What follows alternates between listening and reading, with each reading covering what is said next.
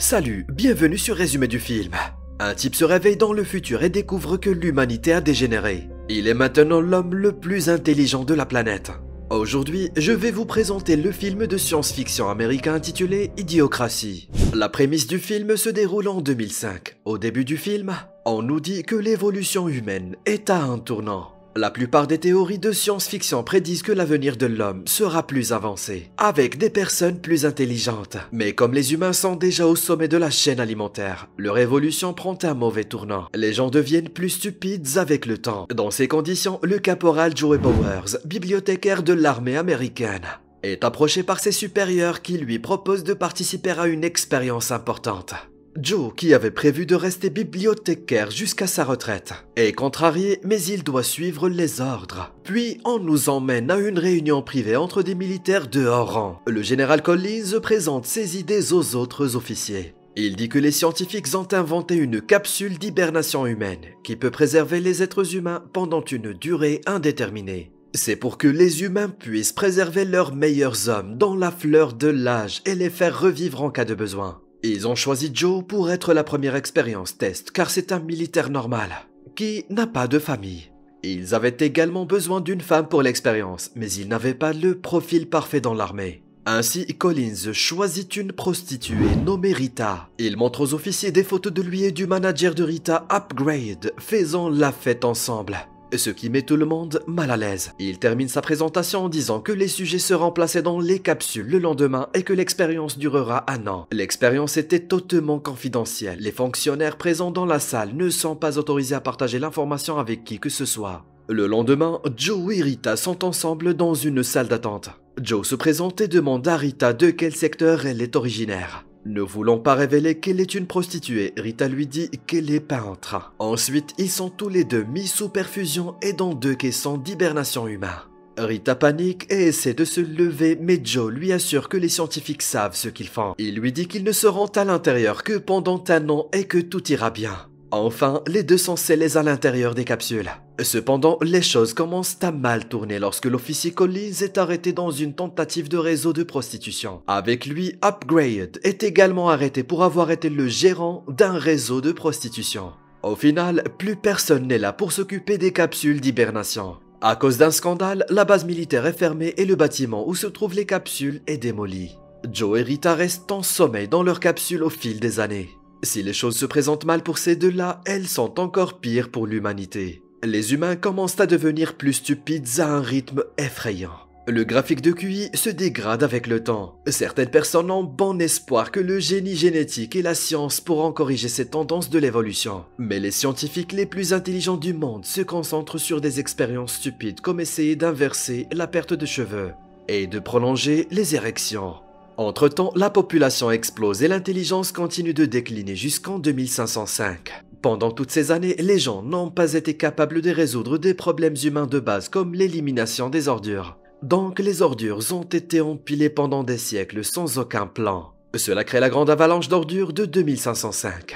Et un jour, un gigantesque glissement de terrain fait que la capsule d'hibernation de Joe se retrouve dans une maison quelconque. Joe sort de la nacelle étourdi et confus. La personne dans la maison s'appelle Frito Pendejo. Frito ignore complètement ce qui s'est passé et le fait qu'il y a un étranger dans sa maison et continue à regarder des émissions bizarres à la télévision. Il ne se lève que pour demander à Joe de ne pas faire de bruit.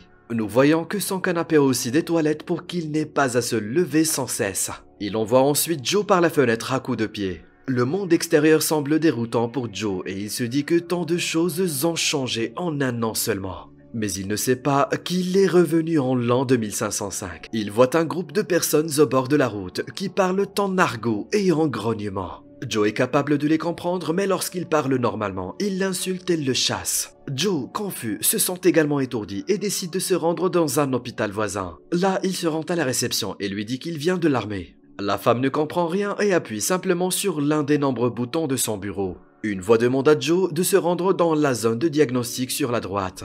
Confus, il va boire de l'eau à une fontaine mais celle-ci fournit une boisson énergétique appelée Brando au lieu d'eau.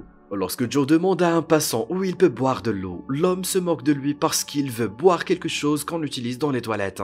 Il est révélé que tout le monde dans le monde utilise le Brando pour se baigner. Boire est pour les activités quotidiennes. alors que l'eau n'est utilisée que dans les toilettes. Ensuite, il se rend dans la zone de diagnostic où il doit mettre des sondes dans sa bouche, son oreille et son anus. Le médecin mélange ensuite les sondes qu'il avait placées dans ses orifices. Joe, dégoûté, termine la procédure et est envoyé chez un médecin. Pendant qu'il attend, il voit la date 2505 écrite sur un magazine. Mais la considère comme une erreur d'impression. Le médecin arrive et répond à toutes les questions de Joe sur son état de santé en lui disant super bien. Il déclare également Joe attardé et lui demande de payer une taxe de 5 milliards de dollars. À ce moment-là, Joe remarque que 2505 est écrit sur le billet. Il se rend finalement compte qu'il était dans la capsule depuis 500 ans. Joe n'y croit presque pas et va à la fenêtre pour être surpris de voir l'état actuel de la ville. Les bâtiments s'effondrent les uns sur les autres et certains sont maintenus par des cordes. De plus, la ville est remplie d'ordures. Pendant ce temps, le médecin panique parce que Joe n'a pas de tatouage de citoyen sur son poignet. Joe panique et s'enfuit de l'hôpital tandis que le médecin appelle la police pour lui reprocher de ne pas avoir payé ses factures d'hôpital. Une voix raconte que Joe s'est réveillé dans un monde en crise. L'économie est en plein marasme. Une tempête de poussière a ravagé toutes les réserves alimentaires et le film numéro 1 du pays s'appelle As. Il va voir le film qui a gagné des Oscars pour regarder le derrière de quelqu'un pendant 90 minutes d'affilée. Le soir, il est arrêté pour être non scannable et emmené au tribunal.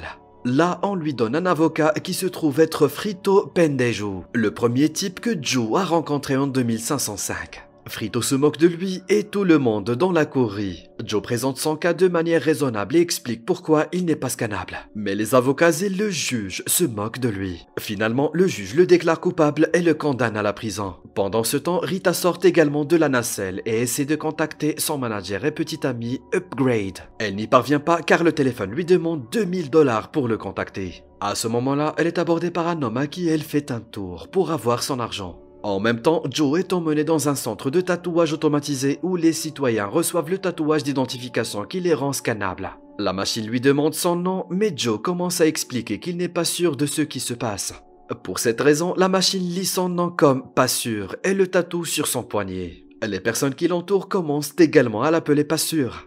Ensuite, on lui fait passer un test d'amplitude et de QI et on lui pose des questions sur les additions de base. Joe répond correctement à toutes les questions et est surpris de voir que les gens autour de lui ne sont pas capables d'identifier les formes. Après cela, il est emmené à la prison.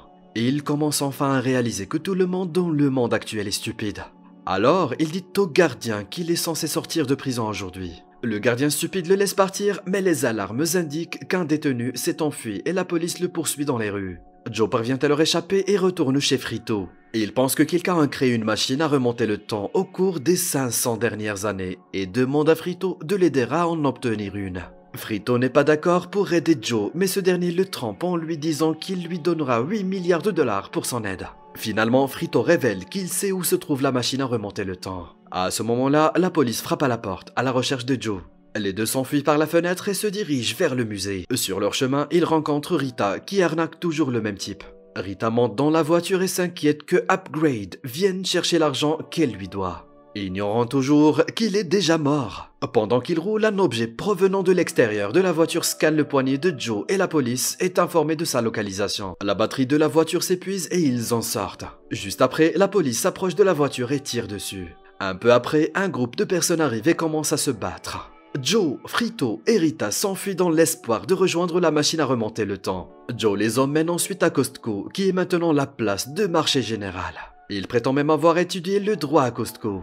Pendant qu'ils attendent le métro, Rita va aux toilettes. Avant qu'elle ne revienne, le poignet de Joe est accidentellement scanné et tout le lieu est alerté de la présence d'un criminel. Le métro arrive et Frito y monte, mais Joe attend Rita et se fait attraper par la police. Cependant, cette fois, il est emmené à la Maison Blanche au lieu de la prison. Là, Joe rencontre étonnamment le président Camacho et ses secrétaires. Camacho se moque de lui en disant qu'il pensait que la tête de Joe serait plus grosse car il est intelligent. Il s'avère que le test de QI que Joe a passé en prison a surpris tout le monde car il avait le QI le plus élevé qu'ils aient jamais vu. Ainsi, en raison de son intelligence, le président fait de Joe le nouveau secrétaire à l'intérieur. À la surprise de Joe, il le déclare également l'homme le plus intelligent du monde. Tout le monde se rend ensuite à la maison des représentants où le président annonce que les problèmes de pénurie alimentaire et de tempête de poussière seront résolus par leur nouveau secrétaire à l'intérieur, Monsieur Pas Sûr. Il promet également de gracier la peine de prison de Joe s'il résout le problème. Après cela, une réunion du cabinet a lieu où les secrétaires demandent à Joe de dire quelque chose d'intelligent. Joe dit des mots compliqués au hasard en leur faisant croire qu'il est en fait intelligent. Puis Joe demande à Frito de dessiner une carte de l'emplacement de la machine à voyager dans le temps, jusqu'à ce qu'il distrait les secrétaires. Plus tard, il les emmène dans un champ où des cultures sont censées pousser. Il leur demande également d'aller chercher Rita, car elle pourrait les aider avec les cultures. Maintenant, tout le monde est sur le terrain où Frito donne secrètement la carte à Joe. Au même moment, Rita arrive sur place. Joe la prend à part en prévoyant de s'enfuir en utilisant la carte. Mais son plan échoue quand il voit que la carte de Frito n'est qu'une ligne. Joe se rend alors compte que les gens ont arrosé les cultures avec la boisson énergétique Brando. Il tient une réunion du cabinet pour commencer à utiliser l'eau au lieu du Brando. Les secrétaires pensent que son idée est atroce. Alors, au lieu de les raisonner, il leur dit simplement qu'il peut parler aux plantes et qu'elles veulent de l'eau. Ils ignoraient que la boisson énergisante a provoqué la formation de sel sur le sol, ce qui a tué les plantes et provoqué des tempêtes de poussière. Ainsi, il résout réellement leurs problèmes. Pendant quelques jours, tout se passe comme prévu. Mais bientôt, les stocks de la boisson énergisante Brando tombent à zéro à cause de la baisse de production. La moitié de la population est donc au chômage. Il y a une émeute devant la Maison Blanche. Le journal télévisé annonce que Joe est traduit en justice pour avoir mis des gens au chômage et qu'il est reconnu coupable.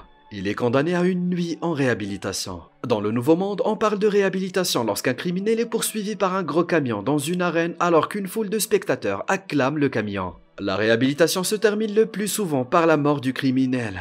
Joe est emmené dans l'arène tandis que Rita retourne tristement à la Maison Blanche, prête à aller dans la machine à remonter le temps avec Frito. La réhabilitation est diffusée à la télévision nationale.